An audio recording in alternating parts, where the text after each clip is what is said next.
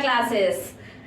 आज के वीडियो में हम लोग बिजनेस स्टडीज पढ़ेंगे। ठीक है, देखिए अकाउंट्स का मैंने chapter 1 profit and loss appropriation account, chapter 2 goodwill calculation, goodwill valuation करना, ये दोनों चैप्टर हम लोग का कंप्लीट हो चुका है, ऑलमोस्ट कंप्लीट हो चुका है। बाद में कभी मैं आपको कुछ और क्वेश्चंस वगैरह करवा दूंगी, लेकिन अभी फिलहाल मैंने कंप्लीट कर दिया है, मोस्टली कंप्लीट हो गया है। और बिजनेस स्टडीज का मैंने चैप्टर 1 पढ़ा दिया है। अभी आज हम लोग बिजनेस स्टडीज का चैप्टर 2 पढ़ना शुरू करेंगे आज के क्लास में। आप लोगों में से जिस भी बहुत सारे स्टूडेंट्स का ऐसा कहना था कि उनके फोन में नोटिफिकेशन नहीं जा रहा है, तो आप बेल आइकन प्रेस करिए तो जरूर आपको नोटिफिकेशन जाएगा जो भी नया वीडियोस अपलोड होता है उसके लिए। ठीक है, अब देखिए प्रिंसिपल्स ऑफ मैनेजमेंट, ये हमारा बिजनेस स्टडीज का चैप्टर 2 है। और हाँ, ये चैप्टर बिजनेस स्टडीज का होने के बाद मैं कुछ चैप्टर्स आपको इकोनॉमिक्स के करवाऊंगी। बहुत सारे बच्चों को ऐसे दिक्कत रहती है कि उन्हें ग्राफ समझ में नहीं आता है। ग्राफ इकोनॉमिक्स का सबसे इजी पार्ट है, अगर हम उसे समझने लगेंगे तो उसमें अपने आप इंटरेस्ट डेवलप होने लगेगा। ठीक है, तो धीरे धीरे कुछ ग्राफ समझते समझते फिर आपको जब उसके कॉन्सेप्ट समझ में आने लगेंगे तो आपको मजा आने लगेगा ग्राफ में। तो मैं आपको करवाऊंगी, उसको भी करवाऊंगी। चलिए आज हम लोग इसको स्टार्ट करते हैं और देरी नहीं करके। प्रिंसिपल्स ऑफ मैनेजमेंट, देखिए प्रिंसिपल्स जो होता है, सबसे पहले हम लोग एक बात जानेंगे प्रिंसिपल्स क्या है। ठीक है, प्रिंसिपल्स एक गाइड है एक तरह से, जो किस काम को कैसे करना है, हमारे काम को, हमारे एक्शन को गाइड करता है। हम लोग साइंस में जो प्रिंसिपल्स पढ़ते हैं उसके जो रिजल्ट आते हैं ऑलमोस्ट उसको प्रेडिक्ट किया जा सकता है कि हाँ ऐसा होगा तो ये उसका रिजल्ट आएगा। ऑलमोस्ट वो प्रेडिक्ट करना पॉसिबल है और वैसा ही रिजल्ट आता है ऑलमोस्ट जैसा हम प्रेडिक्ट कर रहे हैं। साइंस में ऐसा होता है, फिजिक्स में, केमिस्ट्री में आप बोल सकते हैं। लेकिन मैनेजमेंट का जो प्रिंसिपल्स है, मैनेजमेंट के प्रिंसिपल्स बेसिक, हमारा जो बेसिक लाइफ है, बेसिक चीजें हैं, उसके ऊपर बेस्ड करके होता है। हर बार इसका रिजल्ट प्रेडिक्टेबल हो ऐसा जरूरी नहीं है। और एक बात जान लीजिए, मैनेजमेंट का जो भी प्रिंसिपल्स अभी हम लोग जो पढ़ने जा रहे हैं, मैं फिर आपको और डिटेल्स में बताऊंगी इसके बारे में। एक बात आप खाली अच्छी तरीके से याद रखिएगा, प्रिंसिपल्स क्या है ना। हम लोग का पहला क्वेश्चन यही मन में आता है कि ये प्रिंसिपल्स है क्या, प्रिंसिपल्स होता क्या है। तो देखिए शुरू करते हैं। बोल रहे हैं पहला इसका मीनिंग है, principles of management are broad and general guidelines for decision making and behaviour of managers. ये तो आपको डेफिनेशन मिल रहा है, लेकिन उसके पहले हम ये नीचे वाला डेफिनेशन समझेंगे। इस डेफिनेशन को दिया है G.R. टेल ने दिया है। Principle is a fundamental statement और truth providing a guide to the thought और एक्शन। प्रिंसिपल क्या है? एक फंडामेंटल एक स्टेटमेंट है, एक ट्रूथ है, किसी एक ट्रूथ के ऊपर बेस्ड करके होता है। Providing a guide to the thoughts और एक्शन, और ये एक ऐसा ट्रूथ है जो हमारे सोच को, हमारे काम को हमें गाइड करता है। हम उसे सोच रहे कुछ, तो हमें सोचने में भी गाइडेंस मिलता है, और साथ ही साथ हमारे जो एक्शन है, कोई भी तरह का एक्टिविटी है, काम हम कर रहे हैं, तो ये प्रिंसिपल हमें उस काम में भी गाइड करता है। एक एग्जाम्पल देते हैं। जैसे कि हमें ये बात पता है कि जब भी हम अगर कोई काम करने जा रहे हैं, तो जहां पर बहुत सारे काम है मान लीजिए, ठीक है, तो अगर हम उस काम को बांट देंगे, डिवाइड कर देंगे लोगों में रिस्पॉन्सिबिलिटीज को, तो वो काम बहुत ही इफेक्टिव तरीके से होगा, जल्दी होगा, और उसके क्वालिटीज अच्छे होंगे। जो पर्सन जिस काम में एफिशिएंट है उसके अकॉर्डिंगली अगर हम उनको रिस्पॉन्सिबिलिटी दे दे तो काम जल्दी होगा, क्वालिटी भी अच्छा होगा, और हर तरह से ये हमारे लिए बेटर होगा। तो एक बात आपको ये बात समझ में आया, तो ये एक प्रिंसिपल है जो हमको गाइड कर रहा है कि कोई भी काम अगर है तो उसे करना कैसे चाहिए। अगर कोई बहुत मुश्किल काम है तो उसको हम कैसे करेंगे, उसको हम देखेंगे कि कौन पर्सन किस काम में स्पेशलाइज्ड है, उसके अकॉर्डिंगली उन काम को हम डिवाइड कर देंगे। सपोज करिए एक स्कूल चल रहा है, उस स्कूल के अंदर में जो साइंस के टीचर है साइंस पढ़ा रहे हैं, मैथ्स के टीचर मैथ्स पढ़ा रहे हैं, इंग्लिश के टीचर इंग्लिश पढ़ा रहे हैं, कॉमर्स के टीचर कॉमर्स पढ़ा रहे हैं। स्कूल में किसी क्लास में बच्चों को बहुत सारा सब्जेक्ट्स है, बहुत कुछ पढ़ाना है, तो एक ही टीचर के लिए वो सब कुछ पढ़ाएंगे तो कभी भी सिलेबस कंप्लीट नहीं होगा और सब कुछ मैनेज कर पाना उनके लिए पॉसिबल नहीं है। एक स्कूल का मैनेजमेंट अथॉरिटी है, एक स्कूल का तो आप बोल सकते हैं मैनेजमेंट डिपार्टमेंट है, एक आपका अकाउंट्स डिपार्टमेंट है। तो काम क्या कर दिया गया, बांट दिया गया है, और जब वो काम डिस्ट्रीब्यूट हो गया, जो जिस काम में स्पेशलाइज्ड है उसके अकॉर्डिंगली उसको वो काम दे दिया गया है। तो इसकी वजह से क्या हो रहा है, सब कुछ बहुत स्मूथली चल रहा है और टाइमली हो पा रहा है। तो ये भी मैनेजमेंट का एक प्रिंसिपल है, this is also the principal of management. ठीक है, तो प्रिंसिपल क्या है, जो हमको हमें हमारी सोच में हमारे काम में हमें गाइड करे कि हमको उस काम को करना कैसे है, क्या तरीका अपनाना है। ये बेसिक ट्रूथ है, हमारे जीवन के लाइफ से हमारे आता है। आप बोल नहीं सकते कि सिर्फ एक बिजनेस ऑर्गेनाइजेशन है वहीं पे ये प्रिंसिपल काम कर रहा है, ऐसा नहीं है। ये प्रिंसिपल बिजनेस ऑर्गेनाइजेशन हो चाहे नॉन बिजनेस ऑर्गेनाइजेशन हो, स्कूल हो, क्लब हो, कॉलेज हो, यहाँ तक कि हमारे घर में भी ये प्रिंसिपल काम कर रहा है। हमारे घर में भी ऐसा होता है कि जो पर्सन जिस काम में अच्छा होता है उसको वो काम सौंप दिया जाता है, रिस्पॉन्सिबिलिटी कि भाई तुम ये काम करना। कोई शादी ऑर्गेनाइज अगर किसी घर में हो रहा है तो भाई जो जिस काम में अच्छा होता है, कोई खाने में अच्छा है तो उसको खाने का देखने का रिस्पॉन्सिबिलिटी दे दिया जाता है। कोई डेकोरेशन का किसी को अच्छा सेंस है तो उसका डिपार्टमेंट किसी एक को दे दिया जाता है। कोई शॉपिंग, परचेजिंग, मार्केटिंग डिपार्टमेंट अच्छा है तो वो किसी एक पर्सन को सौंप दिया जाता है। तो जो जिस काम में स्पेशलाइज्ड है उसके अकॉर्डिंगली हम लोग अपने घर के कोई फंक्शन ऑर्गेनाइज करते हैं तो रिस्पॉन्सिबिलिटी देते हैं। तो ये प्रिंसिपल हम हमारे फैमिली से हर एक जगह है, ऐसा कोई जगह नहीं है जहां पे ये प्रिंसिपल नहीं है, अप्लाई नहीं हो रहा है, हर एक जगह पर है, हमारे लाइफ में भी है ये। तो ये हमें गाइड करते हैं। प्रिंसिपल्स ऑफ मैनेजमेंट, ये तो मैंने आपको सिंपल बताया कि प्रिंसिपल्स क्या, अभी हम लोग आएंगे प्रिंसिपल्स ऑफ मैनेजमेंट के बारे में। Principles of management are broad and general guidelines.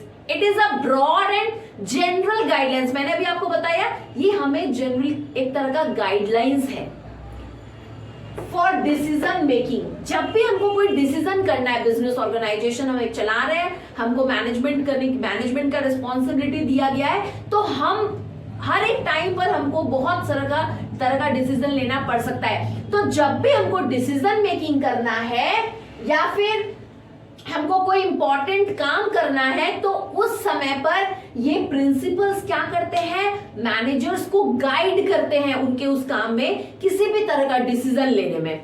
तो principle of management are broad and general guidelines okay for decision making and behaviour of manager. किसी भी मैनेजर का बिहेवियर कैसा होना चाहिए, अगर कोई मैनेजर ऑर्गेनाइजेशन को रन कर रहा है तो उसका बिहेवियर कैसा होना चाहिए अपने एम्प्लॉयज के साथ, अपने ऑर्गेनाइजेशन में, अपने पूरे टीम के साथ ही साथ उसे अगर वो कोई डिसीजन ले रहा है तो डिसीजन लेते समय उसे किन किन एस्पेक्ट्स को ध्यान रखना चाहिए, किस तरह से उसका डिसीजन बहुत बेटर हो सकता है जहां पे मिस्टेक्स कम हो, और ऐसा डिसीजन जो हमें ऑर्गेनाइजेशन के गोल को अचीव करने में हेल्प कर सके, जो हमें आगे तक लेके जा सके।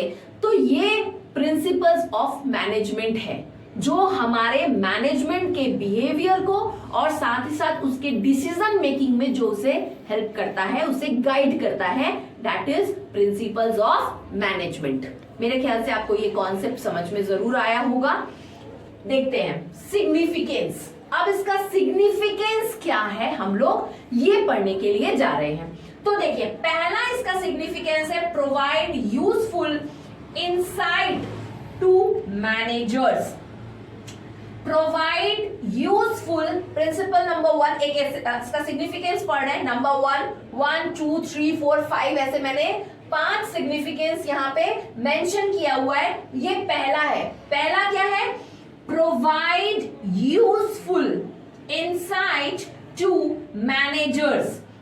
मतलब ये प्रिंसिपल्स ऑफ मैनेजमेंट क्या करता है, ये मैनेजर्स लोगों को यूजफुल इनसाइट प्रोवाइड करता है। इसका मतलब ये है कि मान लीजिए अगर मैनेजर्स लोग ऑर्गेनाइजेशन में काम कर रहे हैं तो पहले हमारी जो गलती हुई है या पहले हमारे ऑर्गेनाइजेशन में जो भी मैनेजर्स रह चुके हैं उनसे जो गलती हुई है वो गलती हम रिपीट ना करें, या अगर मेरा स्टेप ऐसा होता है तो आने वाले टाइम पे उसका रिजल्ट क्या हो सकता है, ये पहले से एक प्रेडिक्ट करना। ओके, ये हुआ provide useful insight to managers. Principles of management guides the manager so that they may not do any kind of mistake in future. They should learn from their past mistakes. मतलब हमें ये principles of management हमारे managers को guide करता है कि अब वो अपने पास्ट मिस्टेक से सीखे, या प्रीवियस जो मैनेजर रह चुके हैं उन्होंने जो जो गलती की है उस गलती से सीखे, ताकि आने वाले टाइम पे वो उससे समझ सके कि क्या करने से हमारा क्या रिजल्ट होगा। ठीक है, दूसरा है scientific decision. Scientific decision means balanced decision. Principles of management guides the management to take the balanced decision, because the balanced decision are very much essential to run the organization successfully. अगर management का decision proper नहीं है, balance decision अगर वो लेने में capable नहीं है, तो ऑर्गेनाइजेशन को कभी भी हम लोग सही तरीके से वो मैनेजर्स रन नहीं कर सकते हैं। तो बहुत मैटर करता है एक मैनेजर के लिए कि उसका डिसीजन कैसा है। उसके डिसीजन के ऊपर ही डिपेंड करता है कि ऑर्गेनाइजेशन टॉप पे जाएगा या टॉप से सीधा फ्लोर पे आएगा। It is completely depend on the decision of the managers. Okay, तो principles of management guides the management to take balanced decision. Scientific decision and balanced decision both are same. तो balance decision के लिए principles of management क्या करता है, managers को guide करता है ताकि वो अपने डिसीजन को सही ले सके, जो हमारे ऑर्गेनाइजेशंस के उनके लिए बेटर हो, हमारे ऑर्गेनाइजेशंस के बिहाफ में हो। ठीक है, meeting changing environmental requirement. Meeting changing environmental requirement. आप जानते हैं बिजनेस एनवायरमेंट्स लगातार चेंज हो रहा है, ये बहुत हमेशा इसमें चेंजेस आ रहा है। बिजनेस एनवायरनमेंट कभी भी आप ये नहीं कह सकते वो स्टैटिक है, वो एक जैसा चल रहा है। अभी कोरोना पीरियड अपने लोगों ने देखा, ठीक है, पहले एक अलग तरह से अलग चीजों का रिक्वायरमेंट था, डिमांड था, फिर सडनली कोरोना आया। कोरोना आने की वजह से बहुत सारे ऐसे चीजों का भी डिमांड मार्केट में बढ़ गया जो पहले नहीं था, जिनकी पहले जरूरत नहीं थी, लेकिन डिमांड आया तो उसके अकॉर्डिंगली प्रोडक्शन स्टार्ट हुआ, उसके अकॉर्डिंगली मार्केट में डिमांड कैसे फुलफिल करेंगे उसके लिए नए नए स्ट्रेटेजीज लाए गए। अगर मशीन्स लगाना था तो मशीन्स लगाए गए, जैसे मास्क है, सैनिटाइजर है, इन सब का प्रोडक्शन बढ़ाया गया। तो बिजनेस एनवायरनमेंट चेंज हो रहा लगातार, जैसे कि टेक्नोलॉजिकल चेंजेस एक इसका बेस्ट एग्जांपल है। टेक्नोलॉजी हर आए समय पर देख रहे हैं नया टेक्नोलॉजी, नया फीचर्स आ जा रहा है। आप एक फोन यूज करते हैं, उसी कंपनी का फोन आपको कुछ समय बाद निकल करके आएगा, या दूसरा कोई कंपनी आप देखेंगे कि और बहुत सारे नए नए फीचर्स के साथ आ गया। तो टेक्नोलॉजिकल चेंजेस हो रहा है। टेक्नोलॉजिकल चेंजेस जैसे हो रहा है, जितना स्पीडली हो रहा है, उसी तरह के हमारे बिजनेस एनवायरनमेंट में भी चेंजेस आ रहा है। पहले बहुत सारा काम हाथ से होता था, फिर उसके लिए मशीन्स आए, फिर मशीन्स आए तो और एडवांस टेक्नोलॉजी आ गया, और उससे भी बेटर फीचर्स आ गए उस मशीन्स में, जो काम को और जल्दी कर सकता है।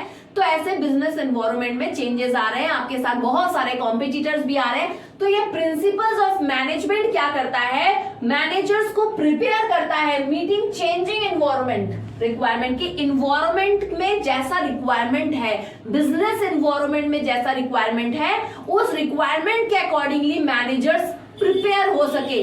उस एनवायरमेंटल चेंजेस आ रहा है तो क्या चाहिए, हमें अपनी ऑर्गेनाइजेशन को उसके अकॉर्डिंगली चलाना पड़ेगा, उसके अकॉर्डिंगली डिसीजन लेने में चेंजेस लाना पड़ेगा, उसके अकॉर्डिंगली हमें भी इंफ्रास्ट्रक्चर तैयार करना पड़ेगा, उस चेंज को फेस करने के लिए प्रिपेयर रहना पड़ेगा। So principles of management guides the manager how to handle और how to tackle the environmental changes. Okay, देखिए पॉइंट नंबर 4 क्या है, optimum utilisation of resources and effective administration. Optimum utilisation of resources and effective administration, इसका मतलब क्या होता है कि हमारे पास जो भी रिसोर्सेज अवेलेबल हैं, उन रिसोर्सेज को ऑप्टिमम यूटिलाइज करने का मतलब क्या होता है कि मान लीजिए जो भी रिसोर्स बिजनेस ऑर्गेनाइजेशन में क्या क्या रिसोर्सेज यूज होते हैं, फाइनेंशियल रिसोर्सेज यूज होते हैं, ह्यूमन रिसोर्सेज यूज होते हैं, नेचुरल रिसोर्सेज यूज होते हैं, मनी रिसोर्सेज यूज होते हैं। मनी रिसोर्स वही फाइनेंस में आ गया। तो इन सारे रिसोर्सेज को ऐसे यूज करना ताकि हम वेस्टेज को मिनिमाइज कर सके, कम से कम वेस्टेज हो और प्रॉपर यूटिलाइजेशन हो सके इन सारे रिसोर्सेज का। Because wastage of resources is not good for the proper working of the organisation. ये अच्छा नहीं माना जाता है। चाहे मान लीजिए ह्यूमन रिसोर्स ही हमारे यहाँ रिसोर्सेज का प्रॉपर यूटिलाइजेशन नहीं हो रहा है ह्यूमन रिसोर्स का। कुछ लोग ऐसे भी हैं जो बहुत बेटर परफॉर्म कर सकते हैं, लेकिन हमने उनको सही जगह सही काम पे नहीं लगा रखा है। वो जिस काम के लिए एफिशिएंट है हम उससे हटके उनको काम दे सकते हैं, जिसकी वजह से वो अपना पूरा पोटेंशियलिटी दे नहीं पा रहे हैं। तो ये देखना, या हमारे रिसोर्सेज को ट्रेनिंग देके बहुत बेटर बना सकते हैं, हमने उन्हें वो ट्रेनिंग फैसिलिटी नहीं दे रखी है तो उनको ट्रेनिंग देना पड़ेगा। उन रिसोर्सेज को प्रॉपर यूटिलाइज करना है। हो सकता है कि एक आदमी है वो जितना जो काम आज कर रहा है, लेकिन वो कैपेबल है कि वो उससे ज्यादा और भी बहुत सारे वेराइटीज ऑफ वर्क को कर सकता है, वो मल्टीटास्किंग हो सकता है। तो उस केस में हमें क्या करना पड़ेगा, उस केस में हमें उसे प्रॉपर ट्रेनिंग देनी पड़ेगी। वो जिस फील्ड में बेटर है, जिसमें उसका स्पेशलाइजेशन है या जिसमें उसका इंटरेस्ट है, स्पेशल इंटरेस्ट है, उसके अकॉर्डिंगली उसको वर्क प्रोवाइड कराना पड़ेगा। साथ ही साथ बहुत बार ऑर्गेनाइजेशन में होता है कि एम्प्लॉइज पर आप ध्यान मत दो, वो गॉसिपिंग करेंगे, टाइम ठीक नहीं करेंगे, वो अपना टाइम वेस्टेज कर देंगे, प्रॉपर काम नहीं करेंगे। तो उसके लिए प्रॉपर कंट्रोलिंग होना जरूरी है ताकि हमारे हर तरह के रिसोर्सेज को प्रॉपरली यूटिलाइज किया जा सके। इसी को हम लोग बोलते हैं ऑप्टिमम यूटिलाइजेशन ऑफ रिसोर्सेज। चाहे वो फाइनेंशियल रिसोर्सेज हो, पैसे का वेस्टेज नहीं हो, प्रॉपर जगह मनी यूटिलाइज हो रहा है, सही तरीके से हम मनी रिसोर्स यूटिलाइज कर रहे हैं, सही तरीके से ह्यूमन रिसोर्स यूटिलाइज कर रहे हैं। अगर हमने रॉ मटेरियल्स लेकर के आए तो रॉ मटेरियल्स का वेस्टेज नहीं हो। प्रोडक्शन प्रोसेस ऐसा होना चाहिए जिसमें कम से कम वेस्टेज हो सके, हम वैसा टेक्निक्स अडॉप्ट करेंगे। इफेक्टिव एडमिनिस्ट्रेशन, साथ ही साथ हमारा जो एडमिनिस्ट्रेशन सिस्टम है वो भी इफेक्टिव होना चाहिए, क्योंकि एडमिनिस्ट्रेशन सिस्टम इफेक्टिव नहीं होगा तो ऑर्गेनाइजेशन का परफॉर्मेंस कभी भी इफेक्टिव या बेहतर नहीं हो सकता है। So to run the organisation properly and successfully our administration system must be effective. Okay, last point है फुलफिलिंग सोशल रिस्पॉन्सिबिलिटी। हमारा ये मैंने आर लिखा हुआ है ना, एक्चुअली इट इज रिस्पॉन्सिबिलिटी। मैंने थोड़ा सा जगह के शॉर्टेज की वजह से मैंने सिर्फ आर लिख दिया, आप समझ जाइएगा। फुलफिलिंग सोशल रिस्पॉन्सिबिलिटी, बिजनेस का क्या रिस्पॉन्सिबिलिटी इसी तरफ होता है कि वो बस प्रॉफिट अर्न करना और ऑर्गेनाइजेशन को रन करना, प्रॉफिट अर्न करना, नेम फेम अर्न करना, ऑर्गेनाइजेशन के गोल को अचीव करना।